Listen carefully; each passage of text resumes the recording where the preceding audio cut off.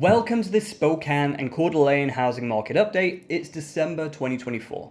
In this video, I'm going to bring you all the facts about the national as well as local housing market that you need to know to be able to make informed decisions as a buyer or a seller in today's market. My name is Phil Wells. I'm a real estate agent licensed in Washington and Idaho that likes to keep up to date with the market, and I want you to be as informed as possible too.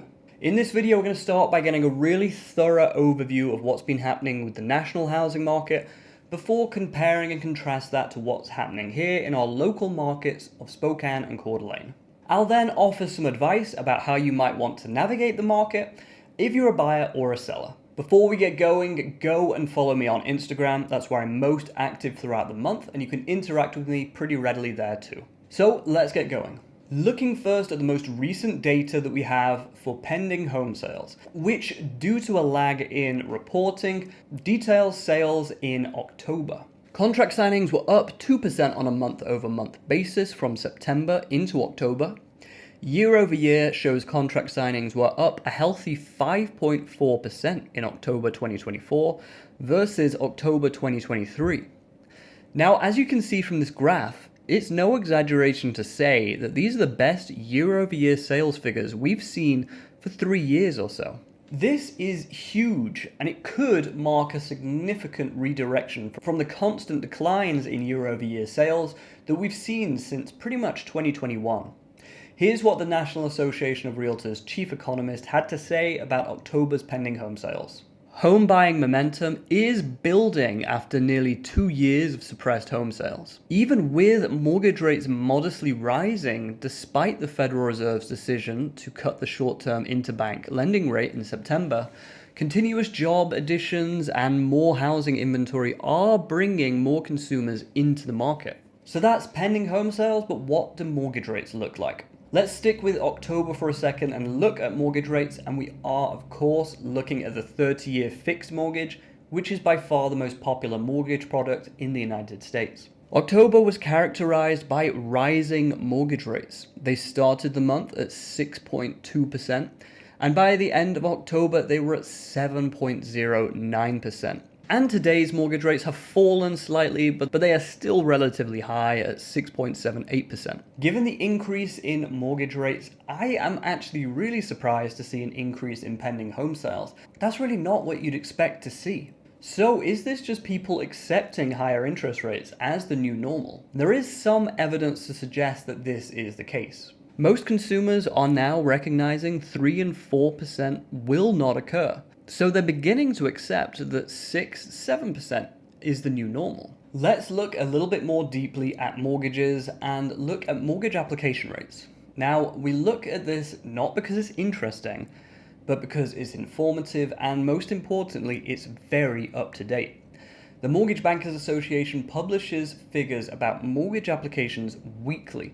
So when we look at these, we can glean some insight into which direction buyer demand is heading in. As we can see on this bar chart, in October, when we saw a climb in mortgage rates, that corresponded with fewer mortgage applications, as you'd expect. So again, how higher mortgage rates and lower mortgage application rates translated in October to higher pending home sales is a little bit of a mystery. Maybe there were a lot of people with cash buying homes in October.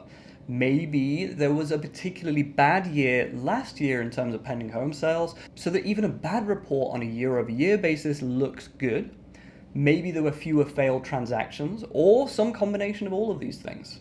Whatever it is, it shows the importance of analyzing multiple factors here and not just using single-point analysis, because we want to get a really thorough overall understanding of what's going on. Let's wrap up this national section looking quickly at the median home price, inventory, and days on market. Median home prices in October were $407,200, which is up 4% on a year-over-year basis. Those home prices aren't going to go down anytime soon. Inventory is currently sat at 4.2 months worth of supply. Now that might not sound like much, but it's actually the biggest supply of homes we've seen in 4 years. And homes are remaining on the market nationally 29 days. So let's summarize that national picture so we've got something to compare to our local market here.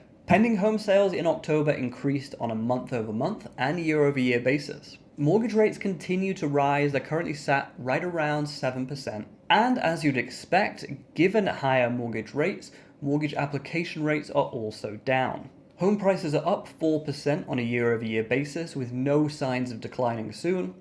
Inventory is at a 4-year high and homes are remaining on the market around a month. Now let's move on and look at Spokane. What's it doing? How does it compare to that national picture we just outlined? Just a note on these figures before we get going. We are comparing pending sales in October to closed sales in November. Now, October's pending sales have a habit of becoming November's closed sales, but just know that it's not a perfect comparison. Sales were up 2.6% on a year-over-year basis, which is behind the rest of the nation's 5.4% increase, but is still positive. Median home prices are ahead of the rest of the nation. They're currently at $420,000 here in Spokane, compared to $407,000 nationally. And home prices are up 3% here on a year-over-year basis, compared to the rest of the nation's 4% increase. Inventory is lower than the rest of the nation's levels at 3.1 months of supply versus 4.2 nationally. New listings are down 1.4% on a year-over-year basis. Now, we don't have national figures for new listings, but it's absolutely not what we would want to see. We already have low inventory here. The idea of fewer new listings entering the market will, if this turns into a trend, create real competition for those homes that are on the market and will put real pressure on home prices. You can see days on market of 20 days. That's obviously lower than the rest of the nation's 29 days on market, and is a positive sign for the sellers out there, knowing that they'll likely have a contract in around 3 weeks if they're priced properly. That makes planning here in Spokane relatively easy. Sellers in the Spokane market should have some comfort in the fact that their equity isn't fading away. In fact, it's still steadily increasing. I've had several conversations over the past couple of months with people that have bought in just the last few years, and I am advising them that if they want top dollar for their home, they're going to want to wait until mortgages look a little bit more sensible and manageable for the average person, ideally when mortgages are in the 5% range once more. Those of you that are planning a simultaneous sale and purchase might want to look at this market as a pretty favorable market to do it. You're not going to get absolute top dollar for your home, but you can sell it in around 3 weeks if it's priced properly. On the other side of that transaction, when you try to purchase a home, you're not going to face intense and stiff competition like you will face when mortgage rates drop. For the buyers out there in the Spokane market, there are a lot of people out there that were priced out of the market when mortgage rates rose in 2022 and have been priced out of the market for 2 years, going on 3 now,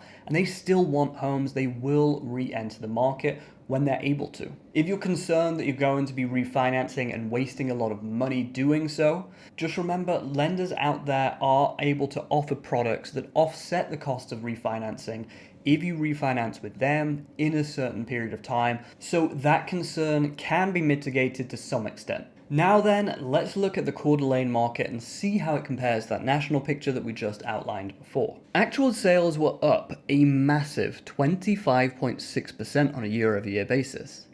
That is an absolute massive jump in sales, so much so that I'm tempted to actually discredit this month's sales as an outlier. Who knows, maybe this is the start of a new huge rush on Coeur d'Alene.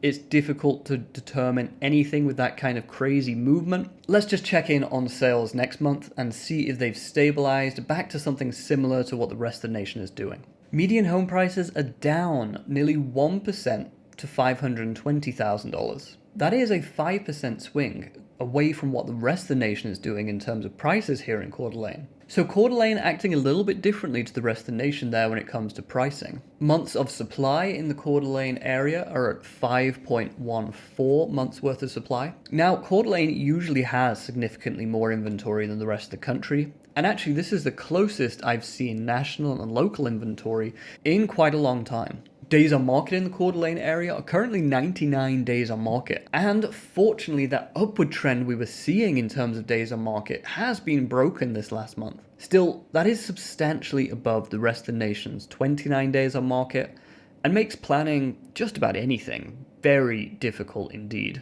Buyers in this market should be recognizing that high inventory, softening home prices, and long average days on market makes for an appealing market to be a buyer. You'll likely encounter limited competition, and sellers are going to be very pleased to hear from you. There was a time not too long ago when the Coeur market was amongst the top 5 hottest real estate markets in the United States. People simply couldn't purchase a home, so if you've been thinking about this for a while, now's a great time to enter the market if you are a buyer. Sellers in this market need to be doing everything right to avoid being lost in the large pool of inventory that we have here.